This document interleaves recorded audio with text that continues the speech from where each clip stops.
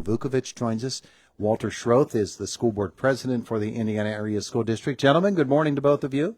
Good morning, Todd. Good morning, my friend. It's good to have you both with us. Our conversation is brought to you by Marcus & Mack, a law firm representing injured people. Walter, it was last week or so that Stanley Chapitis and others were in talking about, and the conversation made its way around to charter schools.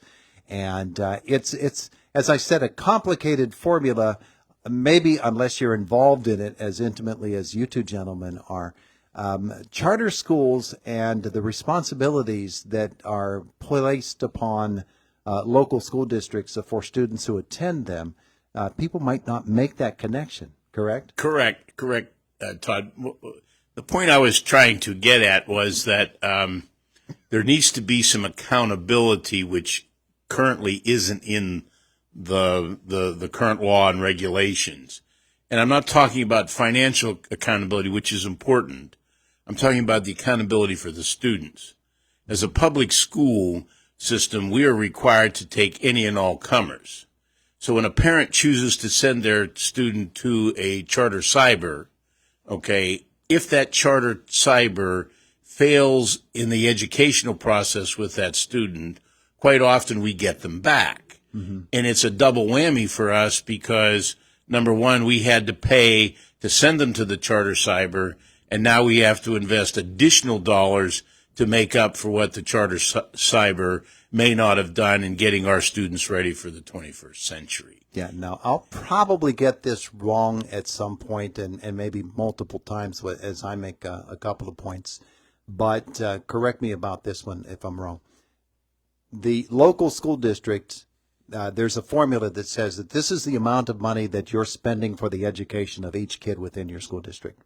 So for some, that would be a figure around $8,000. For some, it's $19,000, $20,000, $23,000. Depends what each school district has in its coffers and how they fund their educations. And so that is a cost that is placed directly on to a school district when that child decides to go charter school. I would defer to Mike to respond to that. I'm not familiar with the nuts and bolts, more just the corporate level, board level. Yeah, Todd, you're absolutely right. That's a great point. So let's walk through it. So in case of hypothetical, school A. School A spends a per pupil allocation for regular ed students of $10,000, and maybe for special ed, it's $30,000. But then school B may spend $6,000 or $4,000 per student, and maybe $20,000 for special ed. The problem with the formula is that's the amount that the charter school would get. So I think what the question is, and we have to really look at, is a couple of different things. One, cybers and charters are here to stay. It's part of the school code. And I think when we look at reform, the conversation shouldn't be about eliminating them because we recognize that that's already encoded in the PA code. But what we need to look at is the funding formula. So for a charter cyber school, when you look at the overhead cost, when we're sending either $20,000 or $33,000 for a special ed student or $15,000 for regular ed to a cyber company that has no overhead, no cost, no type of expenditures similar to us, that's a real big concern. So let me try to put in perspective. PA's largest cyber school spent $8.5 million in advertising last year. That's a tremendous amount of money that could have went back to the public schools to help make sure our schools were open during COVID, to help look at safety upgrades, and to make sure our schools are 21st century ready to go. That's a lot of money being taken out of the locals into these cyber and charter schools that don't really have a local presence or community feel. And those are things to question. How would I fix it? I'll be honest with you, Todd. What I would do is do a flat rate. $5,000 for a special ed kid in a cyber charter school and maybe $10,000 for a special ed. Because, again, the schools are here to stay, and we're not going to fight that. But what we need to look at reform is the funding formula for these schools, and that's quite devastating to schools. If you look at last year, I think $2.6 billion were siphoned out of local school districts and put into charter and cyber schools. And then when you look at their performance compared to ours, they don't match. Yeah. Much to Walter's point, there's a concern there. So when we look at that, we have to really take a long, hard look about how we can live with each other and work together, but also have reform in place that makes sense, because at the end of the day, our local taxpayers are stuck with this burden, and it's quite steep. You look at Indiana Area School District, about $1.5 million being siphoned out of our district going to cyber schools that really don't have that community connection that we have, as well as provide the amount of supports that we do. So it's an age-old argument, and they've been talking about this for decades, but when you start looking at the safety issues, you start looking at the how much money's being, having to be driven from the local constituents to pay for these bills, it's worthy of a conversation. Yeah. So two big points that we're making here. And Walter, the point about the educational quality and that child's ability to get the most out of that charter school education. Maybe the quality of the teaching is great, but the platform itself doesn't work for that student. That student is going to need remedial work if they're going to become a well-rounded student and move on to whatever their next educational or venture into the job field is. And the school districts frequently end up having to pick that child back up and work on that and turn out a good, viable student. And that's absolutely correct, Todd. But to spin off on something that Mike said, he mentioned $8.5 million they spent on advertising or whatever that figure was. Those are dollars that should have been spent on the students and on providing them the education that they need, and not necessarily to compete against this. Mm-hmm. We've got to remember that the only reason that charter cybers existed in the first place was because in some situations, not here in Indiana County, and especially not in Indiana School District, but some public schools have failed their students. And the charter cybers were set up in order to, provide the parents that alternative. Mm-hmm. But they've kind of grown into their own monster here, where they're bleeding the school districts dry and not necessarily producing a better student in the end. And that's critical. And a lot of school districts have reacted to that by forming their own charter schools, and they operate them using what they know to be the proven teachers, the proven instructional curriculum, and all of those things that they know are going to help those students. Like I said, sometimes that platform just doesn't work for a kid. Okay. And I guess it's to the parents to recognize that this is not working here, and I need to do something for my child. And frequently they'll come back then to the school district that they have pulled their kid out of and say, how can you help? Well, and you're absolutely right, Todd. I think the one good thing that came out of this this topic, this conversation, is the public schools did evolve. They did go out there and meet the moment, and the pandemic reminded us of that, how we can provide remote learning for a lot of our kids. And, the thing that's really big for us when we not only went out and developed our own cyber system is about the consistency for the child, because we want kids who are able to, maybe if they have a desire to go remote, but then able to come back. So we want to provide that platform with our teachers, because we think our teachers are that good. But we also think that stability and our systems of support are needed for our kids. For example, we want to make sure they have access to the resources that we do with athletics, extracurriculars. We want to make sure we're following up with them, giving them the proper support through our school counseling services, social emotional work, or our school psychologists. Those are a lot of additional supports that our kids need. And if you look at the recent data and survey, when you look at the number of kids who are contemplating suicide throughout the nation, those in isolation, social media concerns, a lot of those services are provided by the school, and they're needed more than ever. And that's why I think we do need to look at reform. We do need to talk about what is best for that child and have that conversation with the parent.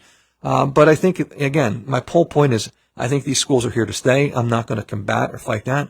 But I think what we need to do is change the narrative about how we create a better system of reform to make sure there's some accountability in place, both academically and financially. Mm-hmm. And then, two, what is the right amount to pay?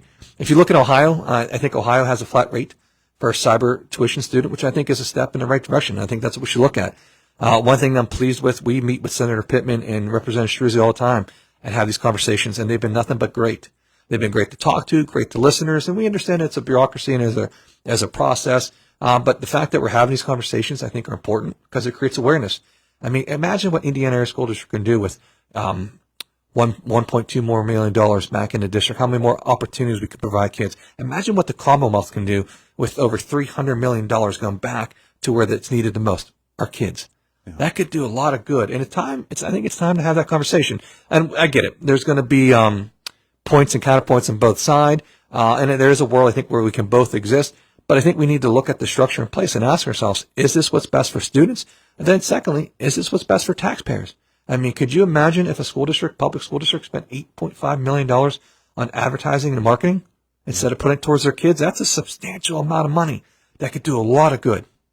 So the point being made last week was that in Harrisburg, there have been proposals and there have been actual bills that are just sitting there and not being acted upon. You mentioned talking with our local legislators and their willingness to get things going.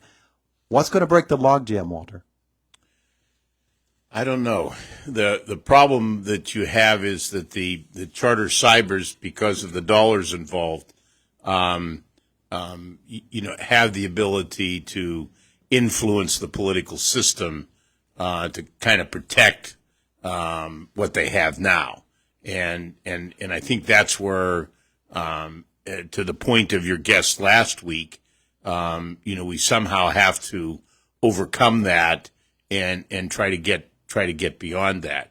I quite frankly, Todd, I think this is where the parents, the taxpayers, and so on kind of have to rise up, not just here in Indiana County, but throughout the entire Commonwealth, and say enough is enough. We need those school dollars to stay in our local area. Mm-hmm. And when they do go out into whether it's a charter cyber, there's always talk about the voucher system, that sort of thing, that those dollars are spent wisely and at some minimal amount rather than a wide open field. Conversations have to be made with our local legislators from the local angle so that they can see what's going on. Correct. And what you are dealing with as school administrators, school board members.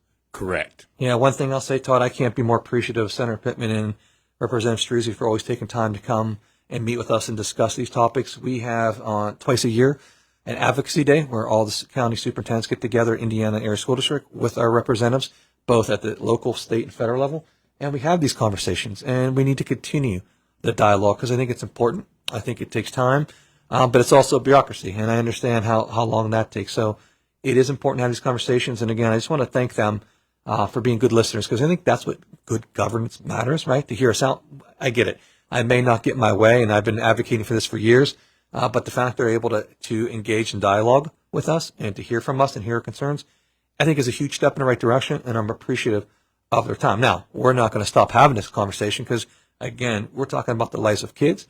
We're talking about a tremendous amount of resources being, siphoned out of school districts and put into marketing and advertising, where I think can go towards mental health. I think can go towards improving our schools not only academically, but our physical structures as well. So it's a conversation that's ongoing, and we're just appreciative of everyone willing to have that conversation with us. But it's not just that we're having these conversations with the state legislature. As you mentioned, Todd, it's important that the public also have those same conversations with the state legislature to say enough is enough, and we need to keep those tax dollars within our school system and not going someplace else, especially when it's not nearly as effective as to what we can actually do here in the school districts in Indiana County. Once people begin to understand the mandates and sometimes the manacles that are put on school districts and really any local body by an organization or a government, then they'll begin to understand as well how much harm can be done, but then again, how much good can be done by affecting change. Yeah, and then final comment would be, it impacts Indiana School District absolutely, as we've talked about. But I'll bet you when you interview your other superintendents, and thank you for doing that throughout the county, they're going to tell you that they're having a similar impact proportionate to their budget as well. Yeah, absolutely. And Todd, I think it's also important, one last note, when we talk about the talent wars and the job shortages, you have to ask yourself, is this a good return on investment? Is this helping us prepare the workers for tomorrow? Not only, before we prepare workers, we got to create better people. And that's what we're doing here in Indiana Area School District and in public education. But this has an impact not only just beyond the school. So I think, to Mr. President's point, we have to look beyond the school scope and understand that this can have impact and can impact our employers, our businesses, and society as a whole. So it's a much bigger conversation that I think we need to look at. Sure, absolutely. Gentlemen, we're right up to the marker, but I appreciate you both coming in to visit with us today. Thank you, Todd. Our pleasure. It's a pleasure here. Good seeing you. The voice of Indiana County, WCCS 101.1 FM and AM 1160.